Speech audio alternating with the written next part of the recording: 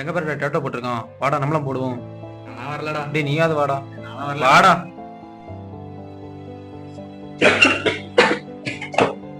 Sir ஒரு வாரமாக ரொம்ப உடம்பு முடியாமல் இருக்குது சார், என்னன்னு தெரில சார்.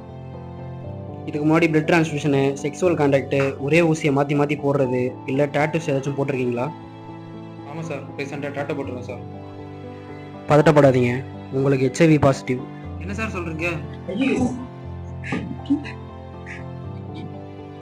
ஏன்பா தள்ளி போகிறீங்க? இது டச் பண்ணுறதுனால, ஃபுட் ஷேர் பண்ணுறதுனால, ஹக் பண்ணுறதுனால, கிஸ் பண்ணுறதுனால தான் பரவாது. HIV வைரஸுங்கிறது ஒரே ஊசியை மாற்றி மாற்றி யூஸ் பண்ணுறது, பாதுகாப்பற்ற உடலுறவு, பிளட்டு இது மூலமாக தான் பரவும்.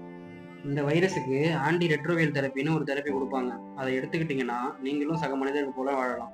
HIV பற்றி மேலும் சந்தேகம் இருந்தால் Tamil Nadu state AIDS control society மற்றும் நாட்கோ உதவி எண்ணுக்கு கால் பண்ணுங்கள்.